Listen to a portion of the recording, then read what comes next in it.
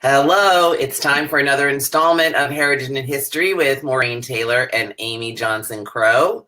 Thank you very much for joining us again. If you've never joined us before, this is a Be Live format live stream, which means that we can read your questions and respond to them real time. So we actually hope that those of you that are watching all you have to do, because if there's confusion about how to send us your comments, is comment on this live post on my photo detective page on Facebook. And I have a little dashboard over here, and it will show me both your comments and your reactions, and then we can have a conversation. And we have a lot to talk about today, as usual. And Amy, do you want to start out with something? Just say hi and hey. It's been kind of crazy around here. Between getting ready for Roots Tech coming up in 3 weeks, just a little less than 3 weeks. Yeah. So getting ready for that, and I'm looking forward to seeing you out there, Maureen. We'll actually be in the same place at the same time. I know, and we're hoping we're going to do a Heritage and History. Yes, we are. From the exhibit hall, from the expo hall at Roots Tech. We're just trying to find a quiet time. Yeah, hopefully. To do that. It should be good. Right. So come find us in the expo hall. Come find us in the expo hall. I have a booth, which of course I can't remember the number of it right now, but I am listed in the exhibitors, MaureenTaylor.com. And then Amy will stop by and say hello. Indeed. So maybe we should start out by giving everyone sort of a heads up as to what we're going to be doing at Roots Tech. Yeah, I'm giving 3 different talks at Roots Tech. I'm doing a session on Wednesday talking about social media, but more from the business and genealogy society standpoint. So not using social media to find our ancestors, but using social media as a marketing platform. So let me talk about that on Wednesday. And then I've got 2 on Friday. One of my favorite topics, which is cemeteries and tombstones. Yeah, looking forward to that. And then also Friday, I believe it's at 3:00. I'm going to be doing a presentation called How Not to Leave Your Genealogy Behind. And it's going to be a joint presentation with Kurt Witcher of the Genealogy Center at the Allen County Public Library in Fort Wayne. The 2 of us, we've seen some interesting ways that people have tried to leave behind their genealogy, and it just doesn't work very well. So we're going to show a few ways not to do it, and really explore some ways that we can get our genealogy to live beyond us. I mean, we spend a lot of time and energy and money, working on this. We want it to last. We want it to last beyond just us. So that's what we're going to be exploring. So that's what I'm going to be doing at Roots Tech, besides, roaming around the expo hall and, interviewing random people like that. That is what you do. That is what I do. Yeah. You're the exhibit hall wanderer. I am. I'm a little more stuck at Roots Tech. I have a booth, and I'm in booth 1416. And on Thursday, I am speaking at 3:00 on immigrant clues and photographs. And then on Friday at 12:15 in the demo theater in the expo hall, I am part of a panel, and I am giving a TED talk. Or a TED style talk. And I have been working on this since November. It's a lot of preparation that goes into a TED style talk. Yes. And I've been working with a coach helping me put together a very succinct but powerful presentation on photographs. And right now I'm in the middle of trying to memorize the whole thing, because you basically don't speak with a TED talk with notes.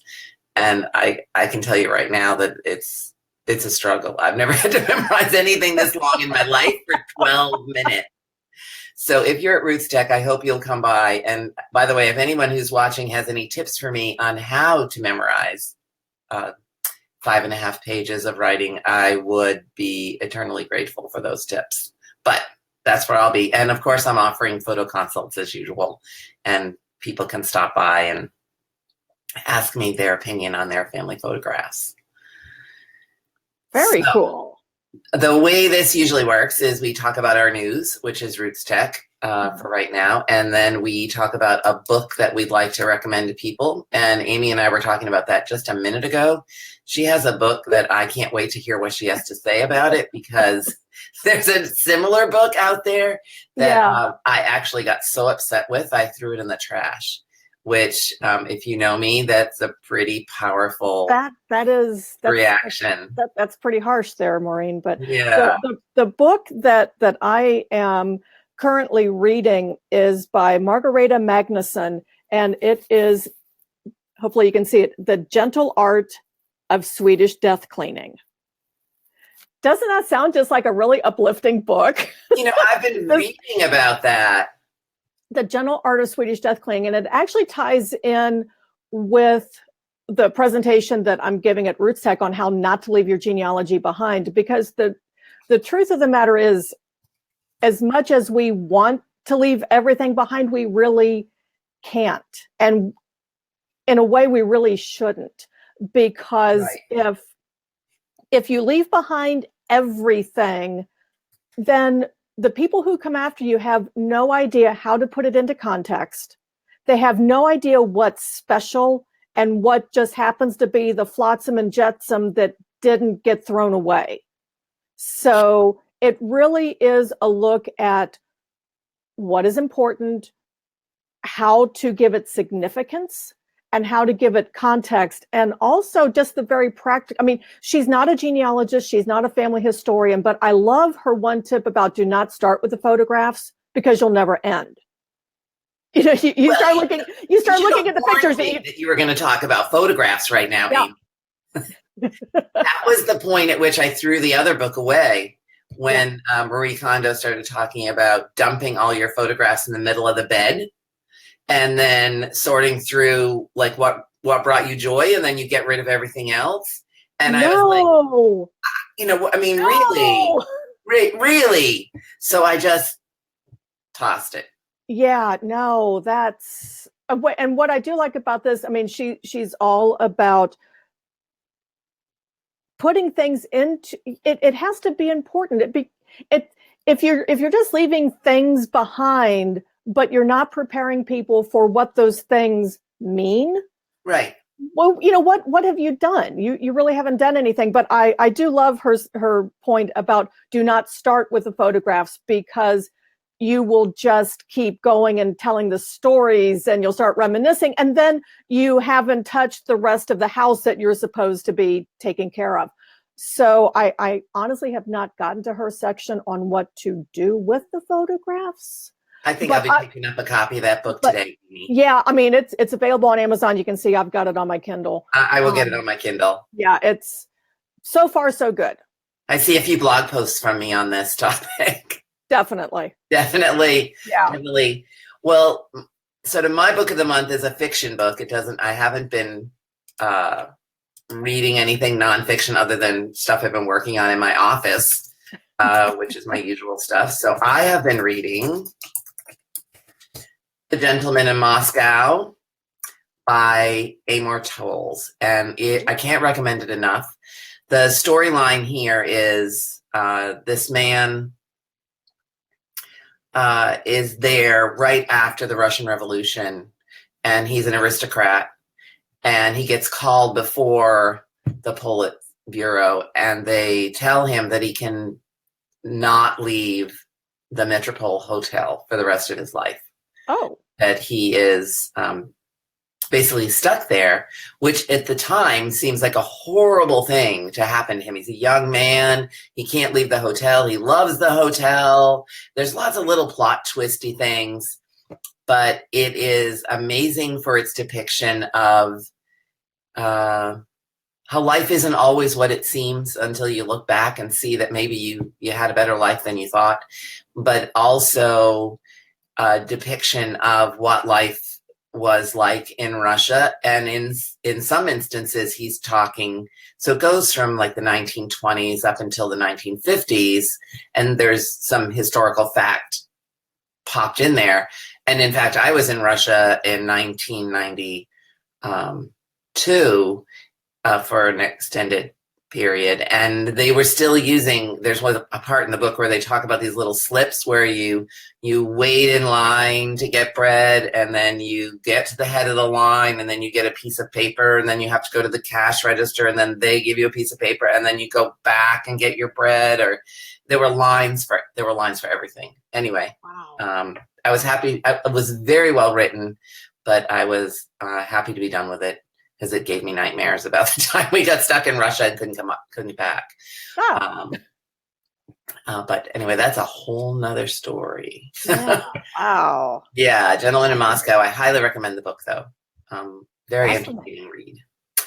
And if you're joining us for the first time, please know that you can ask us questions in addition to commenting. We would love to have your questions. You have a question for Amy about her Swedish death cleaning reading. I don't have much to say about Gentleman in Moscow because I just talked about it. But we also talk about websites that we like and apps that we like. And I have an app that I'd like to talk about, which is called, it's for my smartphone. Let me hide this and put it out here on the screen. It's called TouchNote. And, you know, I collect old postcards. I'm just going to make sure I have the right thing. I'm looking at my phone right now just to make sure. And what it enables me to do, yeah, there it is, TouchNote, is take photographs with my phone and then turn them into postcards that I can then mail to people. Like snail mail? Snail mail.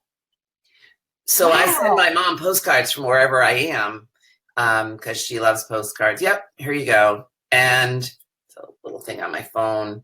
That is so cool. I bought a block of credits, and I think it works out to be $1.99. So you can create the postcards, and now they've expanded, and you can create Valentine cards and photo books and birthday cards, and they're really, you can get them framed now. So there's lots of things you can do with it. When I first downloaded it, you could only do postcards. Mm-hmm.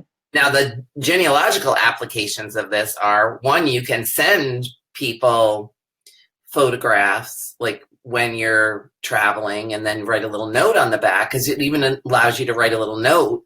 But you can also, say you're at a cousin's house, I believe there is a way for you to, is there a way to email it? No. Wow. Oh, I have to change my settings to make it work. You could send a cousin a picture that you have photographed at another cousin's house right then and there. I mean, sure, you can email it, but yeah. I don't know. It's really nice to get mail once in a while, isn't it? Yeah, that's cool. I'll have to check it out. It's very cool. Very, very cool. And they do it right from the app. And it accesses your photographs and your camera, and off you go with it. Really, really simple. Fun. Now, is that for iOS or is that Android?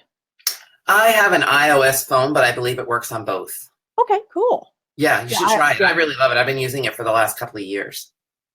Wow, I'll have to check it out. I don't use it that often, but when I'm traveling, I send mom snapshots of places. It's fun.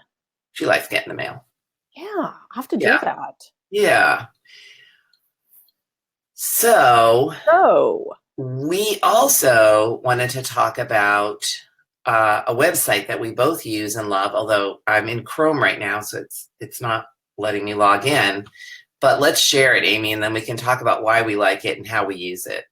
And that is a website called Twile, which actually won the twile.com. And I'm going to make it larger and smaller. There we go. So this is a website that won the Innovation Challenge, I believe, at Roots Tech 3 years ago. Yeah, 2 or 3 years ago.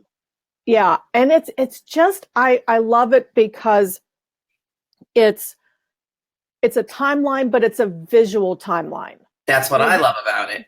Because usually when we're using timelines in genealogy, it's like I'm putting them in Excel spreadsheets. I'm kind of an Excel geek, but it's not so much a way of using a timeline to analyze our research or to analyze our data, but it's a way to present it's a way to present our findings, what we have. We had one question from Deborah Stock, who's our fan club for this Heritage and History. Hey, Deborah. She wants to know if TouchNote will work internationally, and that's a good question. I did not use it when I was in London. I wasn't sure about that. I think it might just be US based because it doesn't ask you to put in where you are for postage. Next time I go outside the country, I'll try it, Deborah. But thank you for the question.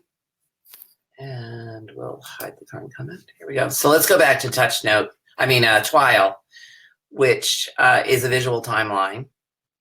Yeah, and I love it because it's a way of, it's just another way of displaying what we have instead of it just always being text and being just very, page after page. You can present it as it unfolds. And I think that that's really cool. And it's also great when you're adding these things. I think it's a good way to bring in the non-researchers in the family who don't want to sit down and read a family history, but they're happy to go onto a website and take a look as the story unfolds visually. Right. And this is free. Yeah.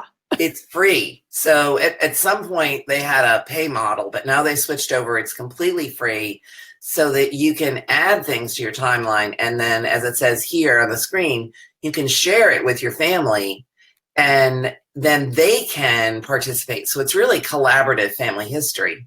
Yeah. It's really wonderful. I really like it. I really like using timelines for the simple reason is it not only shows you what you know, it shows you what you're missing. Exactly. And of course it's visual. So I really like that. Yeah. It's one of my favorite things to use. And it's an easy way to create a timeline. Yeah, and that's the cool thing about it. You can create a timeline on Twile and it's just super simple. I mean, it's basically drag and drop and type in what you want to say, have your images ready, and then just drop them in where you want to. And you can have more than one. So you could have a timeline of, say, your father's side of the family, but you could also make a very short, very, say, dedicated timeline. Maybe you have a Civil War ancestor and you're doing a timeline of all of his movements just throughout the Civil War. Yes. So you can, it doesn't have to be somebody's entire life. It could be just a little segment of it. You can use it for whatever you want to timeline. Yeah. It doesn't have to be just a person. It could be anything, a house. Oh, a house. Yeah. Wouldn't that be cool? That would be cool. Mm-hmm. But I use timelines all the time. I do these elaborate written timelines when I'm working on a research problem. But I love the Twile visual. If you've got a lot of photographs, you can put them in timeline order and suddenly you can see if maybe the dates on them are wrong. Yeah. There's lots of applications for timelines. So those of you that are watching live, tell us your own experiences with timelines and if you've ever used them and if you've ever tried Twile. Because if you haven't, you really should. Yeah, it's fun. Yeah, it's really fun. And it's easy. Yes. It's intuitive. It's not a hard thing to use at all. So, Amy, how's your 52 ancestors in 52 weeks coming along? It's coming along quite well. So the 52 ancestors in 52 weeks, it's a weekly challenge to get people to do something with their genealogy. Kind of like what we were talking about before, how to not leave your genealogy behind, which is leaving it just stuck in your genealogy database, but actually doing something with it. A lot of people are blogging. I've heard from people who are sending emails to their cousins.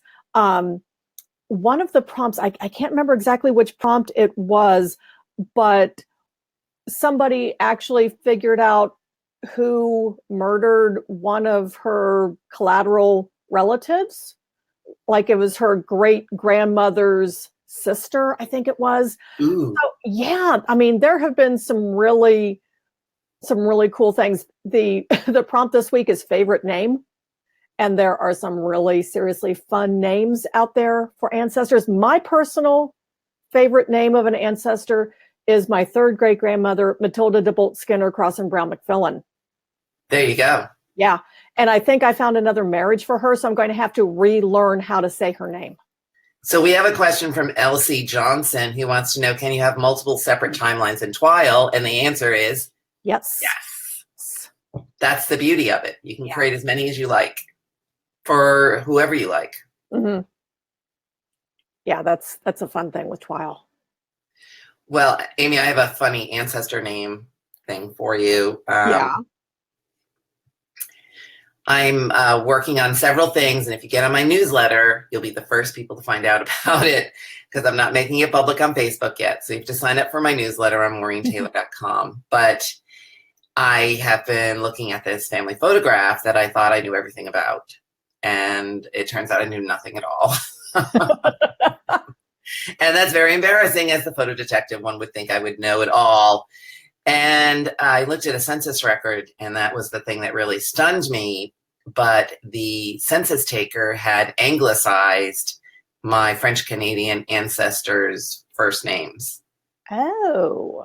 So I was looking, I was like, wow, that's an odd name for a French Canadian. Alfred. I don't know of any Alfreds. Turns out it was Alphage. And one of my Facebook people was like, that can't even be a real name. And I thought, you don't know French Canadian names. There's some that are really unusual. Really unusual. Alphage. That's an interesting name. Yeah. Also known as Alfred. Who knew? Who knew? Yeah. But yes, I'm following your 52 ancestors in 52 weeks. It's fun. It is fun. And even though we are in February, it isn't too late to start. You can still sign up. You can go to amyjohnsoncrow.com/52ancestors and you can sign up for that. And it's a pretty stress-free challenge. I'm not taking attendance or checking in like that. It's just, here's the prompt and it's how you interpret it. So it's not like, no, you have to write about this. I mean, it encourages ideas. To do more with their family history. Okay, here we have another French Canadian name. Here we go. Ready? Okay. Yeah. This is a good one, Yvonne. I can't even begin to say how you actually pronounce that. I'm not going to try. No, I'm not going to try. I'm not going to try. Great comment. I wish I could pronounce that. Yeah, no, my French isn't that good. Your French is better than mine because yeah, well, mine would be like that. Oh. Souvenir. That's so here's the follow-up from John. Okay. So just in case you don't know how to pronounce the name, it appears baby no one else in his family did either. He went by Fred. If I had a name that was spelled like that nobody could pronounce, I would probably go by Fred too. Yes. Yeah. And then Elsie came back to us with somebody else with a comment about the Twile timeline, that it would be fun to do with current timelines for sharing with grandparents. Absolutely. Yeah, definitely. The only caution I have for that is I tried to do that. I'm very lucky my mom is still around, and I was doing a visual timeline of her life with my dad, and I was sending her links trying to get her to write some memories down about the photographs, and that's just not her thing. Yeah. So she'll sit and tell me about them, but she's not going to sit at the computer and type it out. That's when you need to get out the smartphone and just start recording her. The recordings. Exactly. Yeah. So if you don't mind, Amy, sure, would like to talk about something I have going on that I'm going to launch at Roots Tech. Is that okay with you? That is perfectly okay with me. Go All for right. it. So here it is. I have been working for months. I have a new e-course, Identifying Family Photographs. Yay! It's a 9-lesson course, and there are 3 options. One is just the course, just watch the course. Another option gives you some resource guides and some extra things. And then the third option, we actually work one-on-one together. So I can comment on your research, at least for a single photograph, and lead you through the process. But the only way you're going to find out about that is if 1, if you're at Roots Tech, or 2, if you're on my mailing list, because those on my mailing list will get an introductory offer to the course. So sign up on Maureen.com. That's my call to action for you. There you go. Let's get those photographs identified. I just came back from Florida a couple of weeks ago. I went down to the Villages and gave a talk, and a woman that I helped with a family photo mystery years and years ago came up to me with a bag of things, and she had gone to an antique shop like 20 years ago and bought out all the photographs that they had, thinking that she would do something with them and reconnect them with family.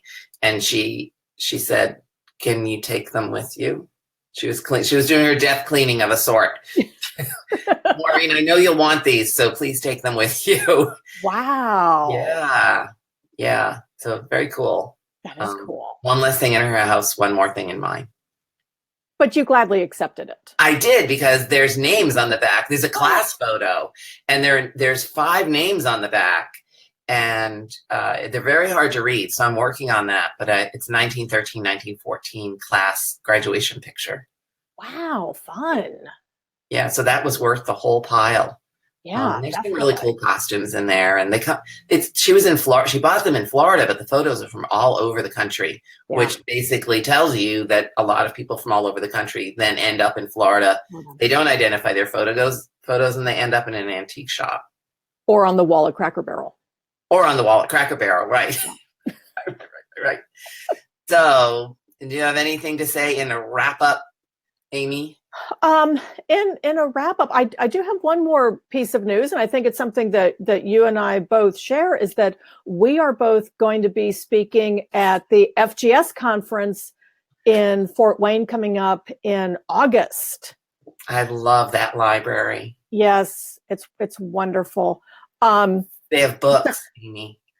They do have books. They have thousands and thousands of books. Lots and lots of books. Yeah, and just a couple things. So the FGS conference, it's going to be August 22nd through 25th in Fort Wayne, Indiana, home of the Genealogy Center at the Allen County Public Library with its thousands and thousands and thousands of books.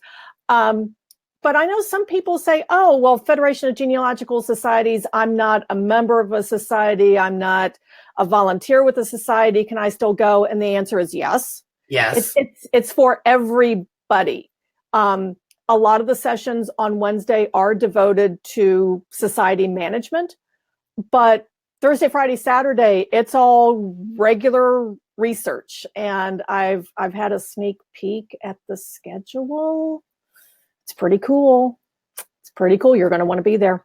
I'll be there. I'm speaking a couple of times, I believe. I know you are. Yeah. I'm looking forward to it. Each and every conference, as you and I have talked about in I think one of these episodes, is that each and every conference has a different feel to it. Yeah. So FGS, the focus is on societies, and that means there's a lot more society members that are coming, but you don't have to be a member of FGS to attend. No, and all you have to do is have an interest in genealogy, and you want to get better at it. That's and you know what? Other than going to Salt Lake, I can't think of a better place to be. Yeah. It's pretty cool, and I know that they're working on getting registration open, but you can go to fgs.org. And you can still click through and see, you can get the links to the official conference hotels. And those always book really quickly. So if you're thinking about doing that at the end of August, you might want to go ahead and get your room now, because those do usually sell out. Yeah, I think as a speaker, you book it for me, or they book it for me. Yeah, I think so. But for all of those people who are watching, I would book definitely. it now if you have any interest in going. And I highly recommend going, because if you've never been to the Allen County Public Library, you will be stunned, in awe of all the stuff that they've been able to collect. Yeah. And it's a fabulous library on so many levels. I mean, I found things in their sort of collection in general on photographs that I had never seen before. Yeah. So yeah, it's a fantastic collection, and not just Indiana, not just the Midwest, but really the whole United States and really the world. They've got some fabulous collections for areas outside the U.S. Yes, well. they do. So, yes, they do. Yeah. Yes, they do. Definitely. All right. Well, next time we meet, we will be at Roots Tech. Yay! And hopefully we're going to find a time to meet. Yes. We're trying to book it in our calendars. And that's it for us. If anybody has any other comments, please reach out to us on Facebook. Amy shares this on her Facebook page, and I share it on mine. And we always love to hear from listeners. We sure do. So till next time, Amy. Yes. We'll see you in a few weeks. Bye, all.